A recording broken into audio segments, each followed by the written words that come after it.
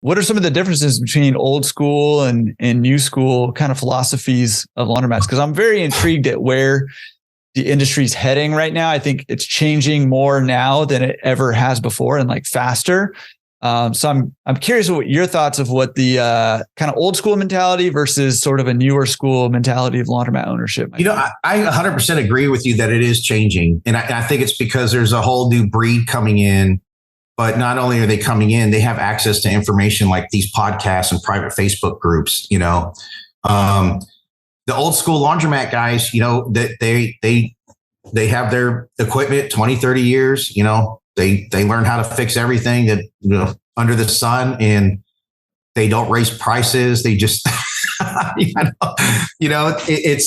only take quarters. They don't think about other options. And it's not that they weren't successful in their run, but it's funny. Back to that Jerry guy. And this is why I never ignore relationships. I'm a huge believer in partnerships, right? I could have easily just told that guy, great, you own the store for 18 years. I don't care.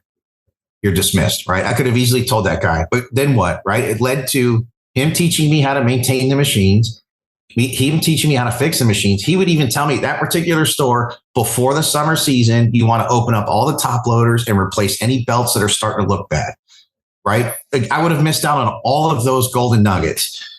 But then that led to when he was closing his last store, he didn't want to close it because so many customers needed it, but the lease was just ridiculously high. And he just came to me and he said, Brian, he goes, I can't sell you this store. He goes, I know you're going to lose in the long run. I can't do that in good faith. And I was like, but Jerry, that's actually, your store can kind of live on in another way. I said, because I'm doing a washer machine retool and I ordered some new machines, but I'm looking for some newer used machines. Bam, right there was a 60, 240s, 230s, and all I did was go over. I helped him tear his old store down. He gave me his change machines that he didn't need anymore. He even gave me the old Clop quarter counter. Those, is it Clop? I think it is. It jams all the time. It's just a big pain in the ass, right? Yeah, yeah. And I was sitting there in his store just cranking away quarters.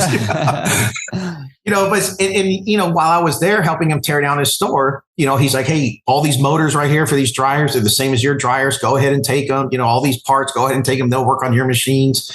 It all led to that because I didn't dismiss a guy who was just happy to see his store being redone, so I think he had his top loaders at like $2 or something. It was in his other store that he closed was like $1.75. I was just, it doesn't work like that, so it's not that he did anything wrong. It's just today you have to bring in technology, and you have to bring in options, and, the old school laundromat owner guys, not all of them, but, just a few that I've known here and there, it's the way I did it for 20, 30 years. It's the way it's going to stay until I'm out of the business, because they don't want to reinvest back in it or whatever it is, Yeah.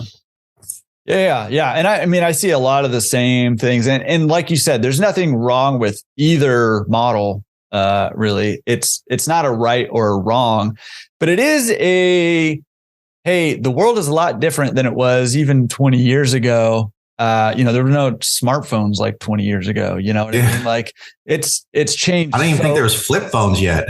Yeah, exactly. I don't think I had maybe 20 years ago is when I got a cell phone. I was in college. I remember 2002 is when I got my first cell phone. Yeah, that might be when I did too. Because we had pagers before that. Yeah, exactly. And my mom had like an old car phone that was like a little briefcase basically. Oh yeah, it came with that big battery pack. Yeah, exactly. Yeah. Oh man, good times. Okay, now we're just dating ourselves.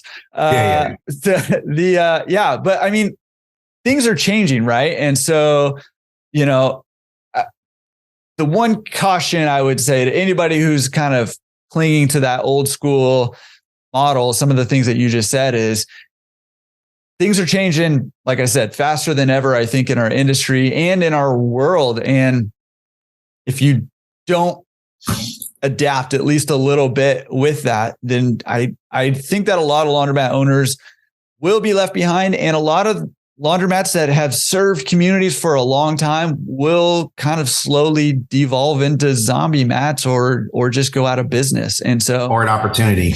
Yeah. Yeah. So I mean, just that's kind of one thing I just kind of want to put out there is like stuff's changing right now, and it's not the same. I know things didn't really change a whole lot from like 1980 to 2010. Probably it was not a whole lot of change in our industry. In the last 5 years or so, it's changing a lot. It's changing fast, and you need to be aware of that.